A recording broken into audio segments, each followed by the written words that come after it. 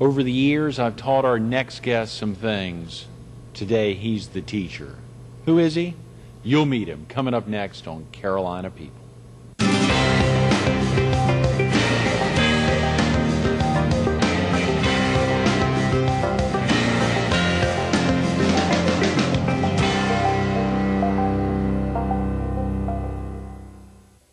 Good morning. Welcome to Carolina People. This morning with the Myrtle Beach Herald.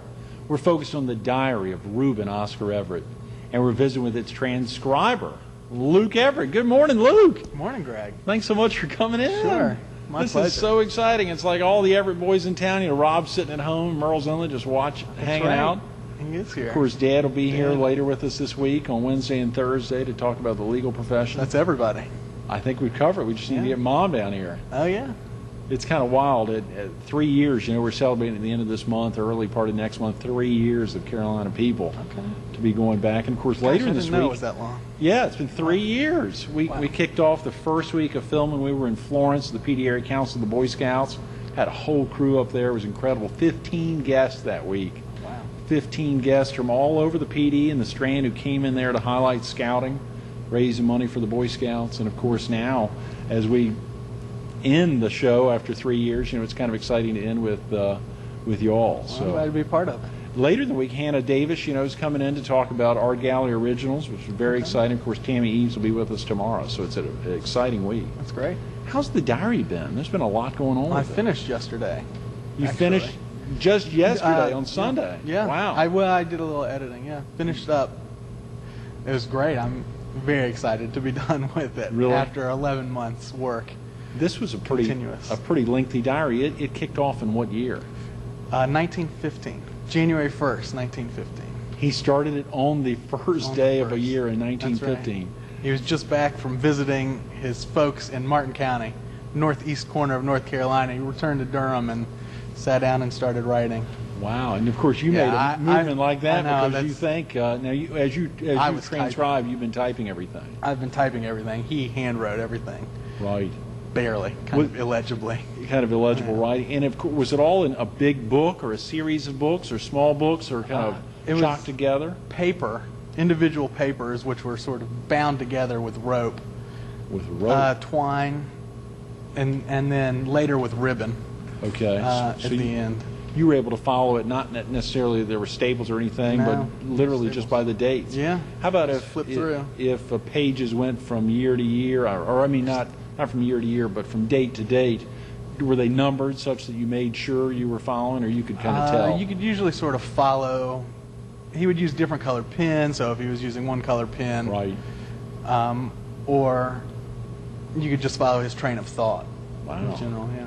Now, where have the diaries been housed the last? Of course, he passed away in 71. 71, 34 years. Well, they've been in the Duke Library, the Rare Books Room, Special Collections Library. Right. I don't know how long they've been there. Okay.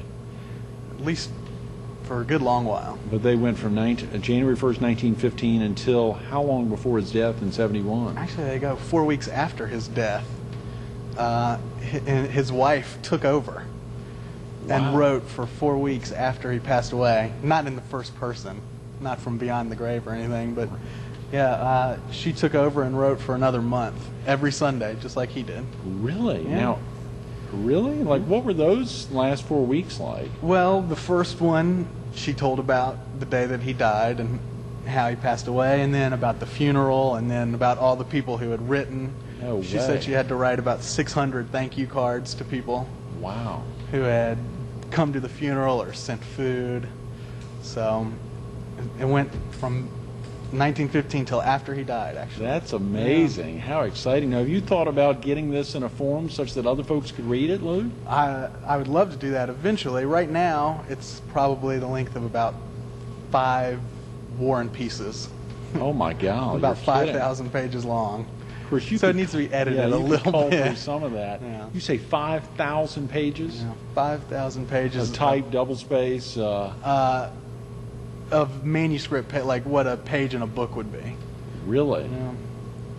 1.5 million words or so. And you're kidding. Yeah. The cool benefits of computers now. You can That's tell that right. now. How many pages was that? Did you ever even take the time to count how many actual pages? And he was just writing on one side of something or on front and back? Front and back. Really? And pages, they could vary. He could have really small pages or full-size notebook sheets. Right. So I never counted. As you were going through those however many hundreds or thousands of pages, did you ever see like tea stains or coffee stains or anything, like eating, food or remnants of anything as you go through it? I mean, well, you could always, a lot of times pages would be ripped up or they would have gotten wet. You couldn't really tell what it was, but yeah. That's cool. He would sit there on Sunday evening and he would write. And it was always and only on Sundays, or? Not always. I'd say about 90% of the time. Really? But if he missed a Sunday, if he were out of town or something, he would, on Monday, he might write.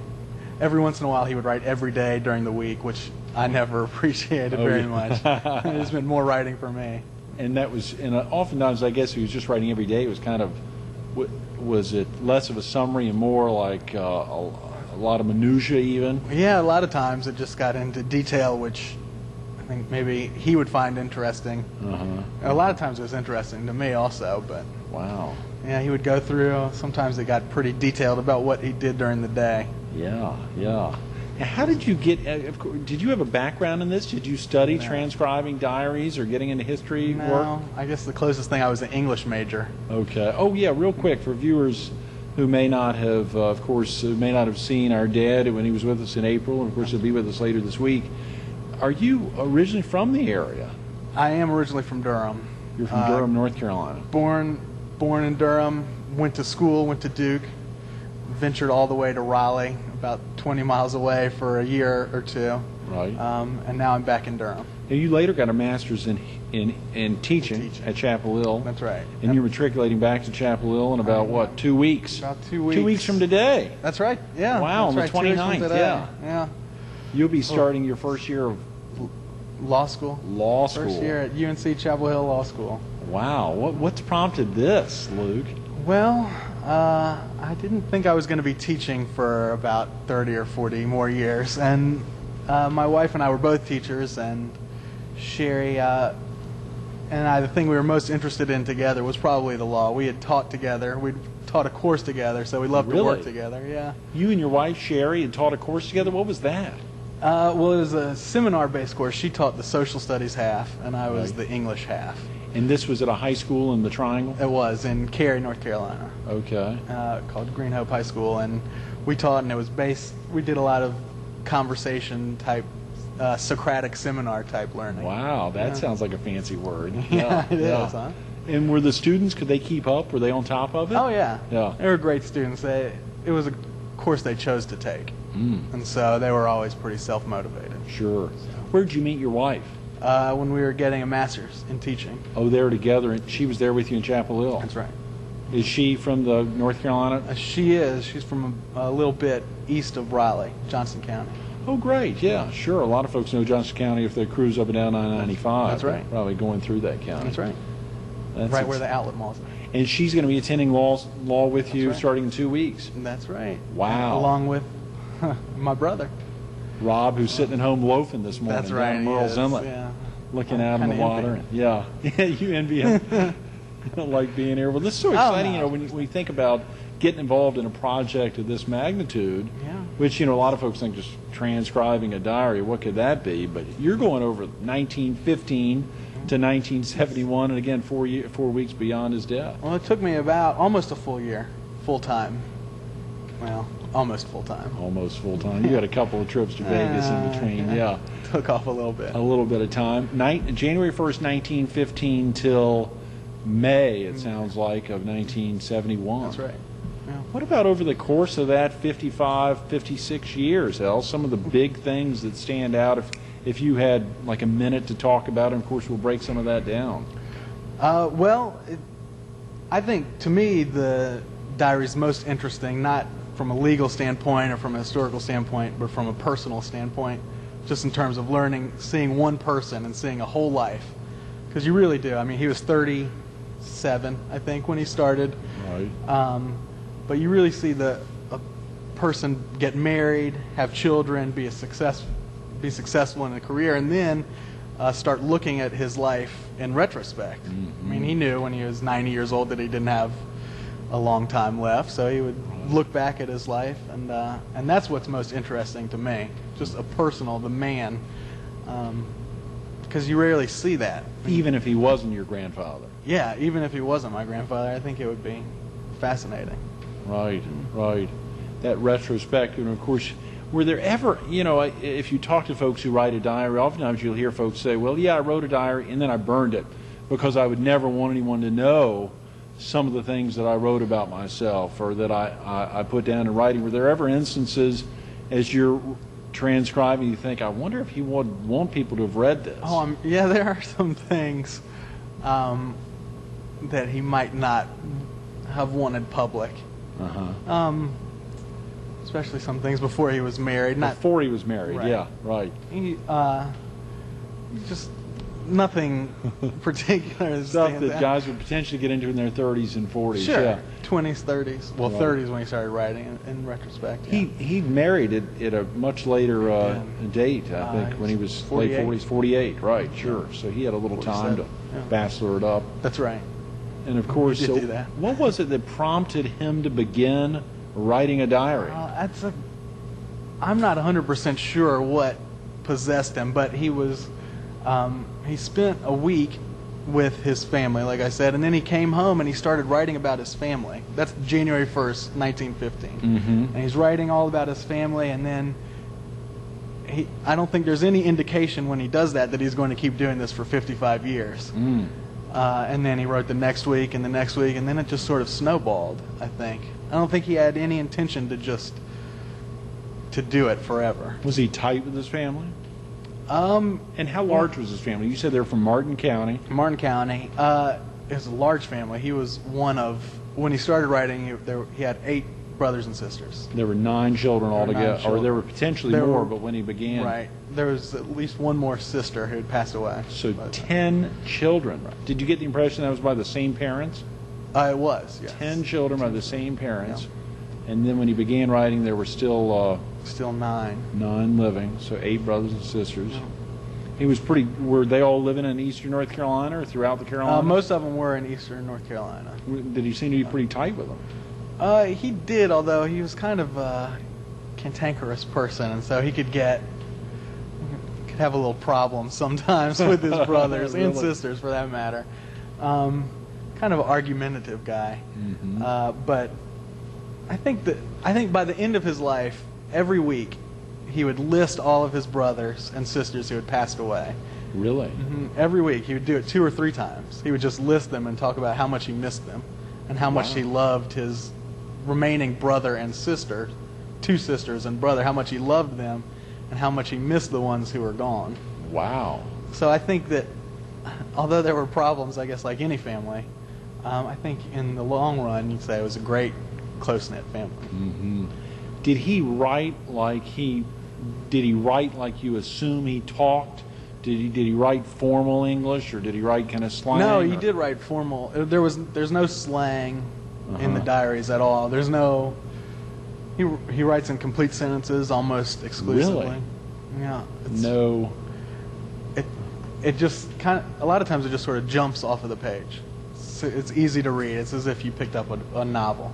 Wow. Yeah. Hell. Yeah. Luke, even more exciting when you think about the ability to turn that into a series of diaries that can actually be published. Yeah, that would be great. I think it would be interesting for people. For a lot of folks to see the life of somebody again, particularly someone who that is fascinating as you sit there and think about it. 55 years of writing or more, but over those years, which are such crucial years, 1915 right to 1971. But he started, you got World War I, Roaring '20s, Great Depression, World War II, Vietnam.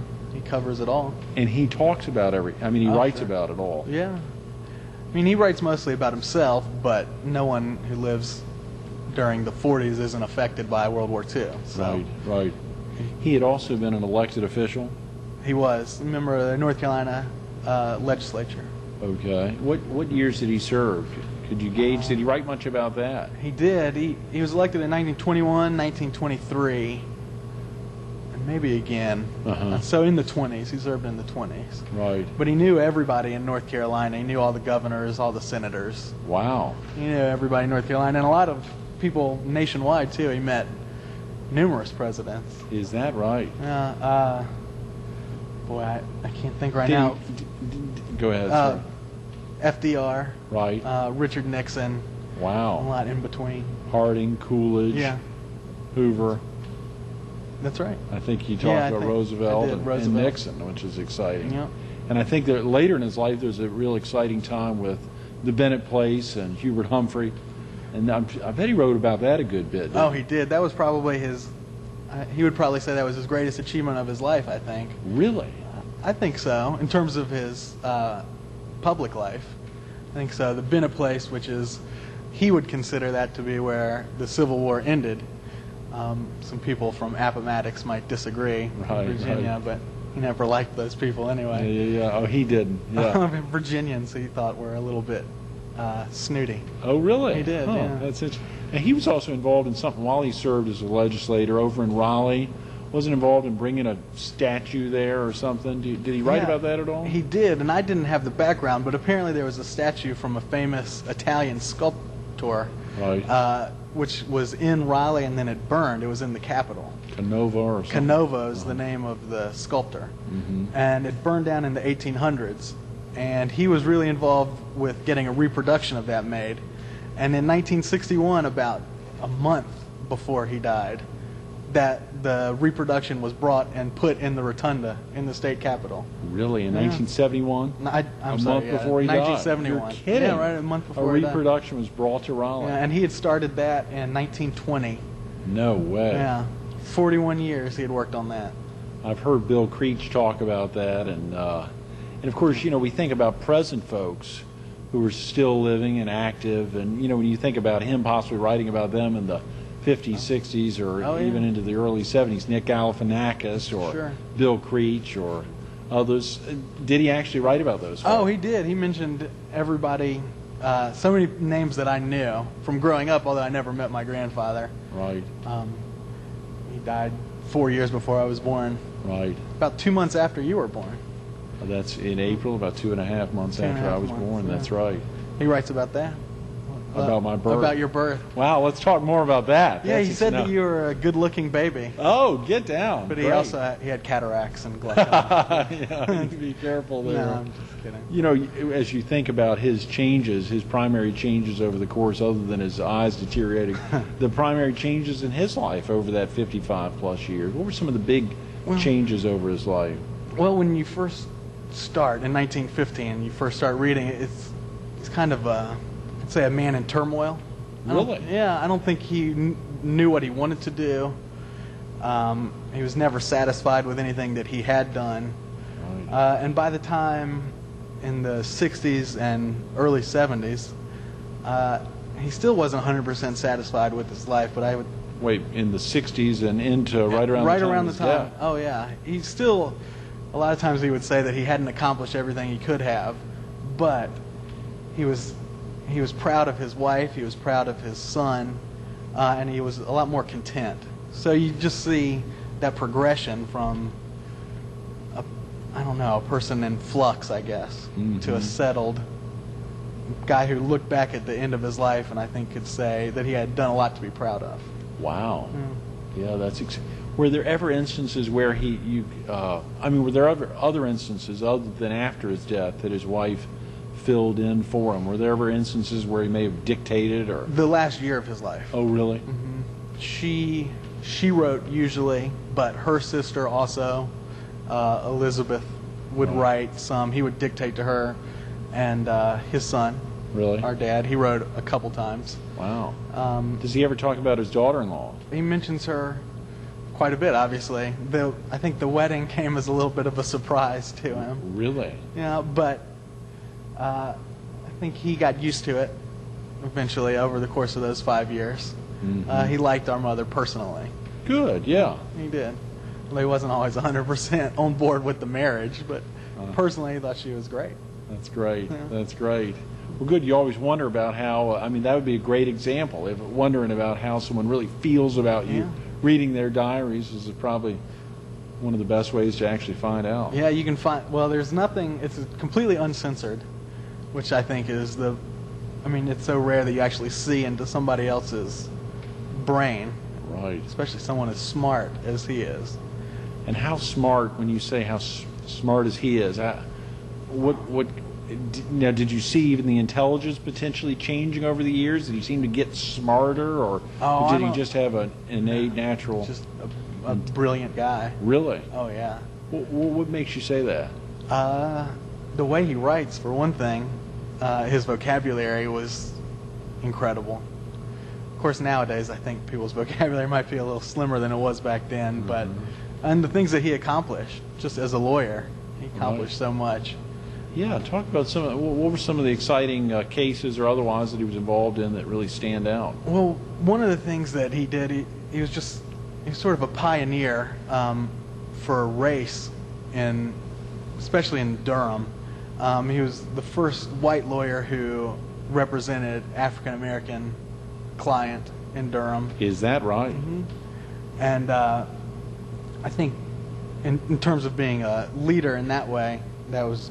Although, if you read his diaries now, you wouldn't say he's progressive by any means. It's still the 1920s. But that's one thing, and I don't know other cases. If there were any, I remember, of course, we've read instances where he was involved as a legislator in the anti-masking legislation to have KKK members remove their masks, in public? That's right. Which caused making it illegal to wear masks in public. I don't know exactly what the law was. I've heard Dad talk about which caused some fires into his car or otherwise. I mean, that happened. He represented a black man in Henderson, North Carolina. Right. He and two African American lawyers, and as they were leaving, he hurried the lawyers into his car, and people opened fire at them. Wow. Yeah. What had the guy been accused of? I can't remember. Yeah. I think it was a murder. It was a murder trial. Really? Mm-hmm. But it was the lawyers who got fired at. It wasn't the client. Okay. It was he and the lawyers who got shot at. Wow. They sort of rushed and jumped into the back seat of his car, and he took off. And he wrote about that in the diary as well. Yeah, he did. Oh, well, that was one of many times when he had a gun pulled on him. I don't know if that just happened more often in the. Do you remember some other examples? Well, right when the diaries start, a guy who accused him of bankrupting him came up to his office, and he'd been drinking, and he pulled a gun, pointed it at him, and our grandfather stepped forward, put his chest right in front of the gun, and said, "Shoot." No way. Yeah, he did. And it seemed like that happened regularly. Now, of course, were there ever instances where you thought that you thought he's writing, thinking someone else will read this, they'll think I'm a hero? I mean, or did you always think it was totally up and up or totally factual? Totally his life? I think it was totally factual. I mean, that sounds so whack. I mean, yeah, you wouldn't. I don't know. The thing about it is he writes so many things that I don't think he ever had anticipated anyone reading. Really? Yeah, and in fact, at the first page of the diary, it says, "For his personal improvement." He says, "The diary of R.O. Everett for his personal improvement," or something to that effect, meaning that he was just doing it for himself. As I think back about it, it seems like our grandmother must have shared that with me because she bought me my first diary. Oh, and she had me titled in a similar way in 1988. Okay. We were down in Wilmington, and she said this should be the diary of a growing boy. Okay. In a similar instance, we bought it. I remember at a little museum down in Wilmington, and she bought it for me. $21. I remember. Did he have a happy family life? It's probably something that a lot of folks would wonder about. I think, well, in terms of his married family or his. Well, of course, you talked about his. I mean, a lot of folks. As Dad will be with us later this week. I want to talk to him a little about his own father. But did he seem to have a? I think he did completely. Although I don't know that anyone would say he was an emotional, loving man. At least from the diaries, that's the opinion I get. You'll have to ask Dad about that maybe. But I know he loved his wife and his son just tremendously. Right. I mean, he writes that every week about how proud he is and how much he loves them. Do I think that he was an emotional type of guy who would give you a big hug? No, not really. But I think that he was that was the one area of his life where he would say that he was 100% satisfied. That's great. Yeah. Lastly, Luke, was the diary and the transcribing of the diary a worthwhile venture for you over the last year? Oh, absolutely. My grandfather I never met, for one thing, and that was the thing that I got most out of it, was I got to know him probably better than a lot of people who actually walked around with him. I got to know him better than maybe I know anybody, because you actually get to see what he's thinking. Right. So that's the thing that I got the most out of it, I would say. That's exciting. Thanks so much for being with us this morning. Thank you. Absolutely. Stay tuned to more Carolina People with Luke Everett coming up next.